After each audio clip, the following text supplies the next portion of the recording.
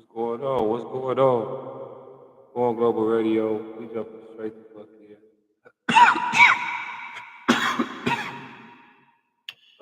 Yeah, let me see.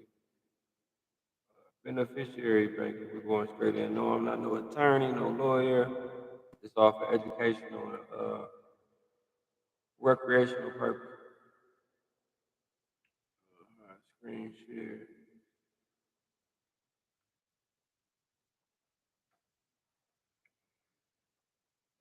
Yup, screen. Cool, cool.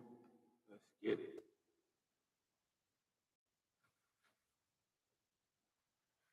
So I don't know which bank y'all bank through. I'm gonna use Fidelity as the example on this video. Um,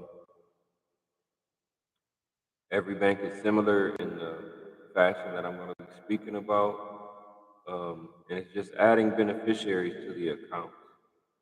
Uh, some accounts they title it as POD, payable on death, and I'll go to that. So let me go Google POD account.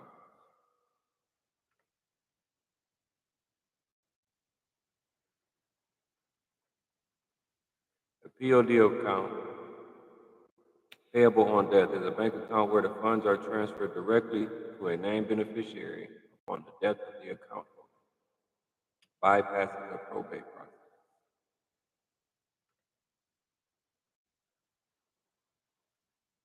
Now, every bank offers it, and if you Chase, for example, they have on the app where you can do secure messaging, where you can message the bank and ask some questions securely. Of course, when you mention this in adding a beneficiary, they're always going to tell you have to come in and speak to somebody at the bank, which is just simple. Just schedule a meeting at your local branch and ask them about their forms or the process for the beneficiary designation. Um, you don't have to always give the social. You could be private and just use the birth certificate registration number because that's attached to the social. So it's private, and when it's time to know, those who know will know who the person being identified privately is. Um, the benefits, as you see, to avoid probate. Now, all accounts can do this, whether it's commercial or if it's corporate, even if it's IRA, 401k, any account. Brokerage accounts can even have the beneficiary. But I'm just going to use Fidelity as an example. And this is one of their forms. It's simple. This whole thing, this whole banking, beneficiary banking is straightforward, very simple. Just read the forms and keep in contact the uh, the subject, and it's just beneficiary. So it's just focusing on the person benefiting from your estate and your trust. We start at the top of the form. Trust beneficiaries certification form and definitions. They have the address for the send it. That's why I say you got to read it. Um, complete this form to designate a trust as the beneficiary of a retirement plan or claim benefits as a trustee of the employee's trust. This form is for trust subject to the required minimum distribution, RDM requirements under the Secure Act. Something to go look up, two things. RMD requirements and also the Secure Act. Who's securing what? The information provided will be used to determine the application, distribution option, and RMD amount. If updates are required to a previously completed form, please attach a copy of the original form that, that indicates changes to beneficiaries, conditions, or other relevant information. If you need help with this form and questions, we recommend you consult an attorney because they ain't giving no legal advice. They ain't telling you shit. You gotta know, you gotta know. Um, and after you complete this form, make a copy for your records and return the original with that address. Fidelity will not accept, and no, I'm not endorsed by Fidelity in no shape or fashion. I'm just using them as an example because I bank with them. Fidelity will not accept a copy of the trust agreement. You must include any special requirements or trust provisions as an attachment to this form. Have the requirements by signing you agree this, read everything, each song. This the form, 401k, savings plan for a job. You see it's in Express Trust, uh, trust type. They have their options on there. Part three is the trustee. You will fill that in. The trust email where accounts statement should be sent. Like I said, it's pretty much self-explanatory. Trust beneficiary information, uh, certification, definitions.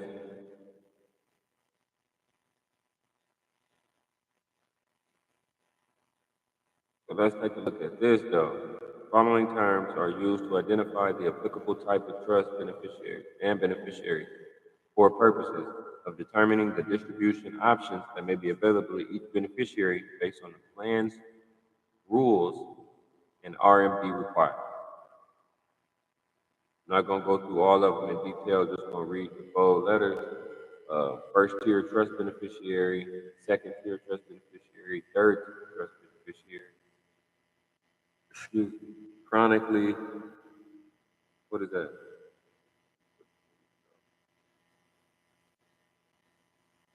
Chronically third individual, disabled individual.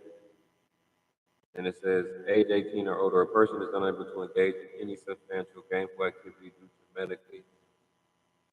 due to a medically determinable physical and mental impairment that may result in death or have an indefinite duration. So that's that form.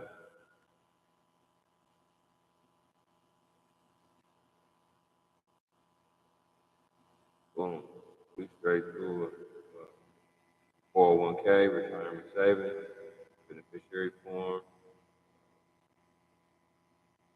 Pretty much self-explanatory. You enter the beneficiary trust information if it's a trust, uh, the percent, the country, contingent, contingent beneficiary information.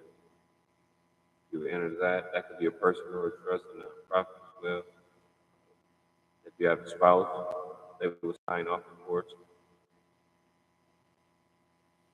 and then you would send that. That has the instructions on that as well.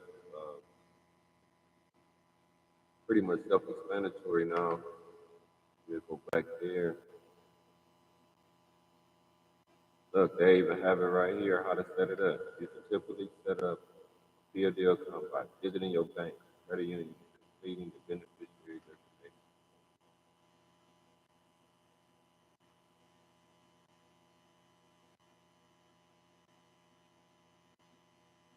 Let's see what Bank of America. Like I said, you can bank where you want to. Just know how to bank.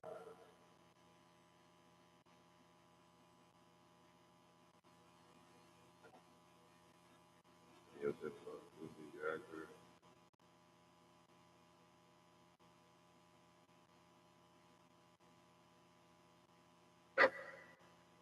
Put in anyone.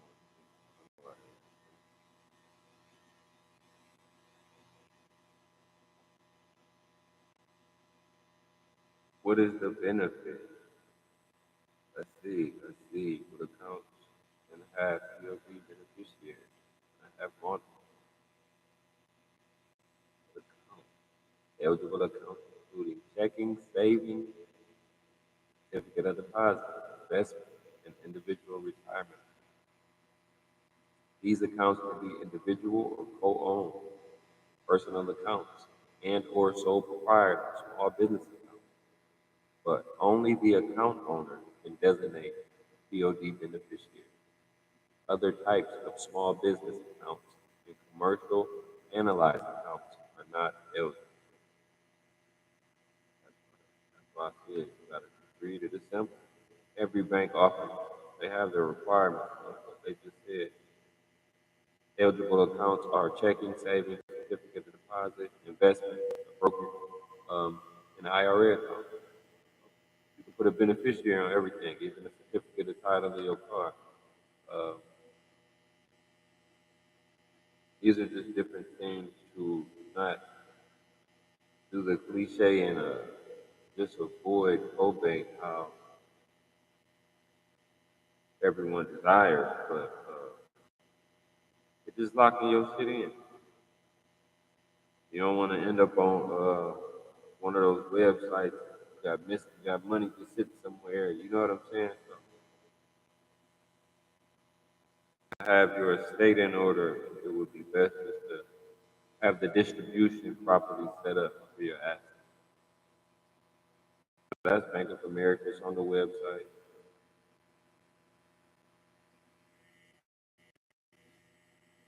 And like I showed them fidelity forms, each bank has their own.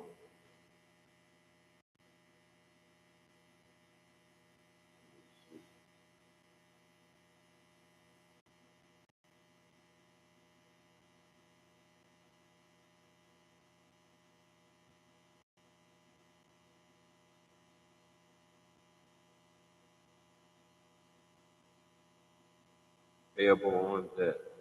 An arrangement an individual makes with financial institutions to designate beneficiaries to account for certificates of deposit.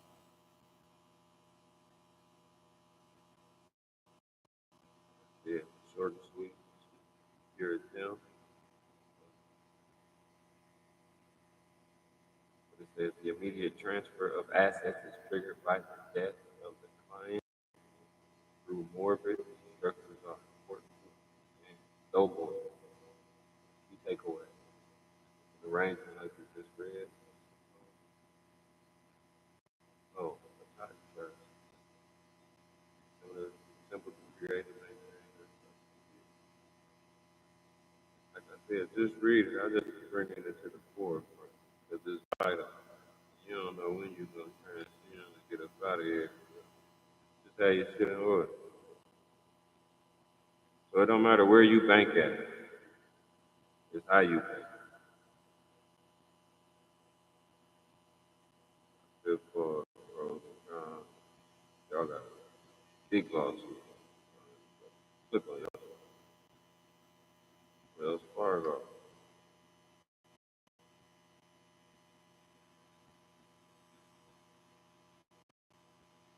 Same thing for property. Each county has a form, affidavit of designation, uh, transfer of debt for the property, TOD, the bank and TOD, what they say. They help avoid the probate process because the account transfers directly to the beneficiary by contract, not through a will.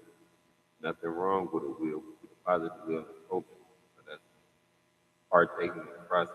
This avoids that because there's a contract.